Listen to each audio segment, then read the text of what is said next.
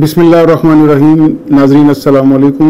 आप देख रहे हैं फ़ारूक यूसुफ ऑफिशियल, ये हमारा यूट्यूब चैनल है। आइए आज बात करते हैं चंद मौज़ूआत और ख़ास तौर पर उन मौज़ूआत के ऊपर जिसके लिए अवाम नज़रें जमाई बैठी हैं इस्लामाबाद के ऊपर।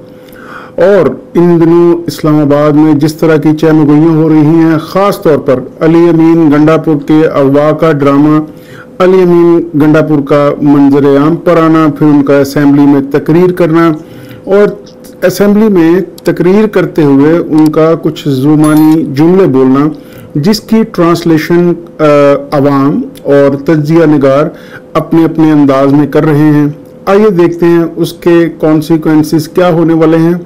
वो कौन सा अच्छा फैसला है जिसका जिक्र अली अमीन गंडापुर ने अपनी तकरीर के इख्तिताम पर किया, और ख़ास तौर पर अली अमीन गंडापुर के अगवा या उनका मंजर आम से गायब होने के मामले में दुरुस्त हक़ाइक़ क्या हैं, उससे हम आज पर्दा उठाएंगे और आपको बताएंगे कि एक्चुअली हुआ क्या।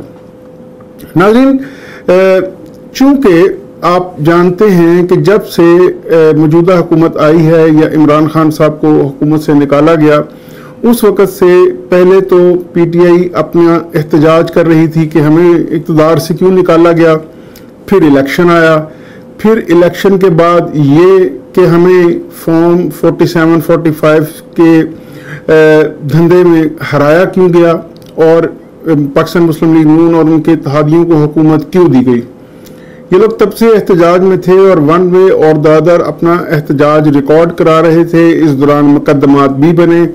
उन मुकदमात में साबका वज़ीर आज़म पाकिस्तान और पीटीआई के बानी चेयरमैन इमरान खान इस वक्त जेल में हैं और उनकी मिसिस भी इस वक्त जेल में है।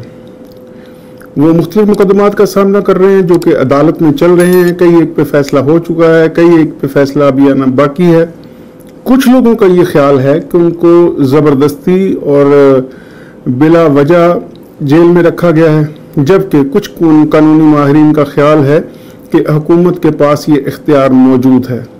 लेटेस्ट सूरत हाल इस हवाले से यह है कि इमरान खान के साथ मुलाकातों में भी पाबंदियां लग गई हैं, यानी कोई बंदा उनसे जेल में जाके अब मुलाकात नहीं कर सकता।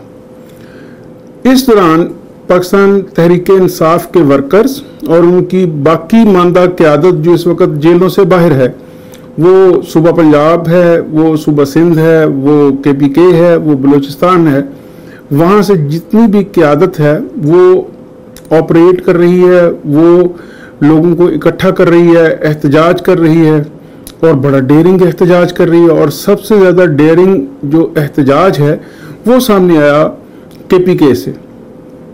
एक अरसा तक तो मौजूदा हुकूमत को लगा कि जो मरवत साहब हैं वो उनके लिए ख़तरे की घंटी हैं, लेकिन अचानक इस सिचुएशन में अपने जो उनके जलसों में जो तकरीरें थी अली अमीन गंडापुर की, जो उन्होंने फायरी स्पीचेस की, जो उन्होंने बहुत बड़े बड़े नारे और बहुत बड़े बड़े दावे किए, वो तवज्जो का मरकज़ बन गए।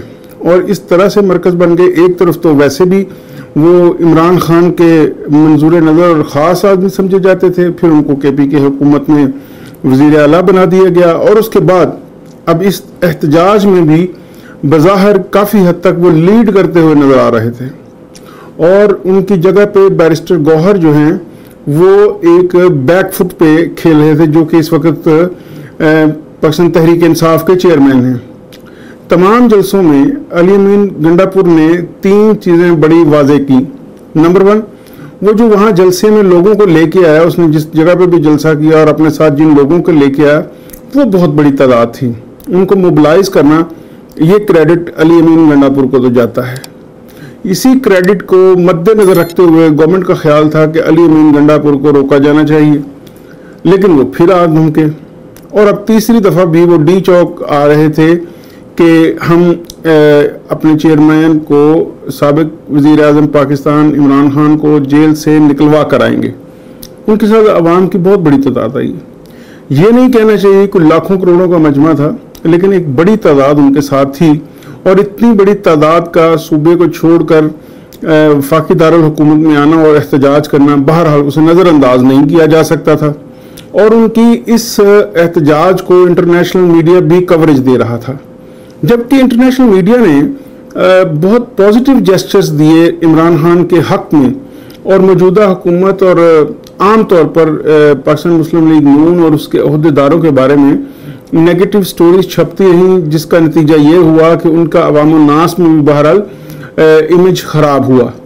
अब दूसरी जो अली मीन गंडापुर कर रहे थे वो ये थे कि वो ना सिर्फ जुलूस लेके आते थे, उस जुलूस की बहुत ज़्यादा हाइप क्रिएट होती थी और लगता ये था शायद पूरा केपी की ही जो है वो इस्लामाबाद की तरफ आ रहा है, क्योंकि उसमें गाड़ियाँ थीं, एक जुलूस था, लोग थे और उसमें नारे थे, नगमे थे। और रिसेंटली ही बांग्लादेश वाला एपिसोड हुआ था तो लोग इसको उसके साथ कंपेयर भी कर रहे थे, तो उसी तनाजुर में काफ़ी लोग वहाँ से आ गए। अब हुकूमत चाहती थी कि किसी तरह उनके इस जुलूस को डिफ्यूज़ किया जाए, उनके इस प्रेशर को डिफ्यूज़ किया जाए, जिसमें वो खतर का कामयाब नहीं हुए और लोग बहरहाल वहाँ पहुँचे काफ़ी बड़ी तादाद में। चूँकि इस तरह का जो एहतजाज होता है उसमें इतने लोगों का भी वहाँ पहुँच जाना ये एक बहुत बड़ा उनकी तरफ से काम था जो करने में कामयाब हुए। और दूसरी परेशानी अली मीन गंडापुर के हवाले से जो हुकूमत को थी कि अगर वो वाक़तन उतने लोग जितने उनके साथ थे वो लेके आने में कामयाब हो जाते हैं तो ये जो इतनी तादाद में लोग इकट्ठे होंगे ये फिर अटेंशन ग्रैब करेंगे, अटेंशन उनकी हासिल करेंगे जो बाकी सूबे हैं और वहाँ से भी लोग आना शुरू हो जाएंगे। तो कहीं ये मॉब बढ़ते बढ़ते एक बहुत बड़ा मॉब ना बन जाए, एक बहुत बड़ा हजूम ना बन जाए, एक बहुत बड़ा जुलूस ना बन जाए। तो हुकूमत चाहती थी हर कीमत पर उसे डिफ्यूज़ किया जाए। अब यहाँ पे जो इस मुल्क में ताकतवर हल्के हैं ज़ाहिर है वो भी हुकूमत के साथ इस वक्त एक पेज पर हैं और वो कोशिश कर रहे हैं कि हुकूमत बच जाए, हुकूमत अपना टाइम पूरा करे। शायद वो अपने तौर पर ये भी समझते हैं कि ऐसा करने के लिए वो करके वो पाकिस्तान का और पूरी कौम का भला भी कर रहे हैं, लेकिन अवाम फ़िलहाल इस बात को मानने के लिए तैयार नज़र नहीं आते। तो ऐसी सूरत हाल में जो बहुत सारी चहमगोइयाँ हो रही हैं वो ये हैं कि वक्तन फ़वक्तन, और जिसका इजहार अब अली मीन गंडापुर ने किया भी है कि उनकी मुलाकातें ताकतवर हलकों से होती रही हैं और कल भी उनकी कोई मुलाकात बकौल इमरान रियाज खान उनकी हुई है ताकतवर हलकों से, कुछ बड़े लोगों से। अब इसको दोनों तरह से देखा जा रहा है। कुछ लोगों का ख्याल है कि अली मीन गंडापुर ने ये सारा ड्रामा रचाया है, उनको अगवा किया ही नहीं गया, वो खुद रूपोश हुए। कुछ लोगों का ख्याल है कि नहीं, उनको अगवा किया गया। और जो तीसरी सूरत है वो कहते हैं कि उनको अगवा किया गया लेकिन उनको साथ ही ये कहा गया कि आप बाहर जाके ये कहें कि मैं वहाँ अपनी मर्जी से था और मुझे अगवा नहीं किया गया। एक पहलू तो इसका ये है। इसका एक दूसरा पहलू भी है नाज़रीन, जो कुछ लोग वसवसे का शिकार हैं, जिसके लिए अभी आज की अगर आप अखबारात पढ़ें तो तहरीक इंसाफ के जो कुछ कायदीन, कुछ लोग जो हैं वो अवाम उन्नास से ये अपील करते हुए आपको नज़र आएंगे कि आप इन अफवाहों पे नज़र ना, इस पे तवज्जो ना दें, ये बातें गलत हैं और अपनी लीडरशिप के ऊपर आप लोग एतमाद रखें। तो ये छोटे छोटे बयान उनके मुख्तलिफ लोगों से आए हैं, लेकिन एक बेचैनी की कैफियत है। हाँ, यहाँ ये अमर काबिल ज़िक्र है कि इस्लामाबाद में लोग अभी भी मौजूद हैं। उनकी तादाद कितनी है एग्जैक्टली ये एक क्वेश्चन मार्क है। अगर वो 20, 50, 100 भी हैं, बहरहाल डी चौक के इर्द गिर्द अभी भी इस तरह की एक्टिविटीज़ हैं। हालांकि अली मीन गंडापुर वापस KPK पहुंच जाते हैं, वहाँ नमूदार होते हैं, अपने लोगों से मिलते हैं, असम्बली का इजलास अटेंड करते हैं, वहाँ एक धुआंधार तकरीर करते हैं और उस तकरीर में IG इस्लामाबाद को आड़े हाथों लिखते हैं और उनसे माफ़ी का मुतालबा भी करते हैं। जबकि वो जब अपनी तकरीर ख़त्म करते हैं तो उनका जो सेंटेंस, उनका जो था जेस्चर वो ये था कि अनकरीब पाकिस्तान की अवाम एक अच्छा फ़ैसला देखेगी। अब ये एक मुबहम स्टेटमेंट है, इसका हर कोई अपने अंदाज में तर्जुमा कर रहा है, ट्रांसलेशन कर रहा है, इसकी तशरीह कर रहा है। जैसे कि कुछ लोगों का ख्याल है कि शायद पाकिस्तान तहरीक इंसाफ के जो मामलात हैं इस्टेब्लिशमेंट के साथ या ताकतवर हलकों के साथ, वो अपनी आखिरी स्टेज पर हैं और उनको किसी पॉजिटिव ख़बर की उम्मीद है। उसका दूसरा जो मुखालिफिन है वो समझते हैं कि शायद इस तरह से अली अमीन गंडापुर को तोड़ के अपने साथ मिला के एक बहुत बड़ा जो है वो सेटबैक पाकिस्तान तहरीक इंसाफ को पहुंचा सकते हैं ताकतवर हल्के, क्योंकि बहरहाल इस मुल्क में इक़्तिदार के लिए बहुत से लोगों ने बहुत कुछ कर रखा है। तो ये कोई बाईदस कयास नहीं है कि इस तरह के किसी वेंचर में कुछ हुकूमती अरकान को अपने शामिल कर लिया जाए साथ, और उसके नतीजे में जो पाकिस्तान तहरीक इंसाफ का इस वक्त जो एक टेम्पो बना हुआ है उस टेम्पो की कमर तोड़ दी जाए कि कुछ जो उनके चीदा लीडर हैं जो इस वक्त उनकी तहरीक को फ्रंट लाइन से लीड कर रहे हैं, अगर उनको ही तोड़ लिया जाए तो मेरा ख्याल है इस मूवमेंट का भी कमर टूटेगी। अब इसका ये कहना होगा, तो ये जो मुखालफिन है ये पॉइंट ऑफ व्यू बेसिकली उनका है। दूसरी तरफ जाहिर है लोग खुश भी हैं कि शायद, तो इन दोनों हवालों से जो है अखबारात में लोगों के आपको बयानात पढ़ने को मिलेंगे, आप टीवी चैनल खोलेंगे तो उनके बयानात आप सुनने को मिलेंगे, और काफ़ी ज़्यादा इसकी ट्रांसलेशंस की जा रही हैं।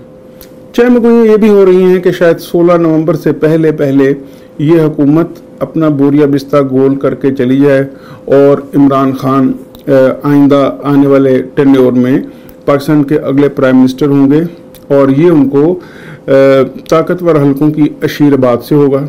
जबकि अगर आप पीपल्स पार्टी की बॉडी लैंग्वेज के ऊपर भी ज़रा तवज्जो दौड़ाएं तो वो भी काफ़ी कॉन्फिडेंट नज़र आते हैं। अच्छा, उनके लिए तो ये सूरत हाल है कि वो हर हाल में इस वक्त विनिंग एंड पे हैं कि एक तो उनके पास उनके मतलूबा सूबे की हुकूमत मौजूद है, उन्होंने सूबों के गवर्नर्स भी बना लिए अपने, और वो हुकूमत से भी अपना ड्यू शेयर ले रहे हैं, उनको मुकदमात से भी निजात मिली हुई है, और वफाक में भी उनकी रिप्रेजेंटेशन मौजूद है। तो शायद वो इतना ही एक्सपेक्ट कर रहे हैं और इस पर काफ़ी खुश नज़र आते हैं। और साथ ही साथ वो जो भी उनका एक्शन होता है उसका बहरा उनको फ़ायदा हर सूरत होगा।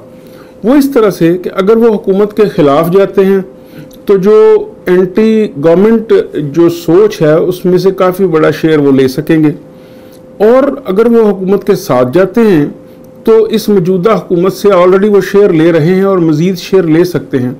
तो उनकी तो पांचों उंगलियां इस वक्त घी में हैं, वो कुछ भी करें उनके फ़ायदे में ही जाएगा।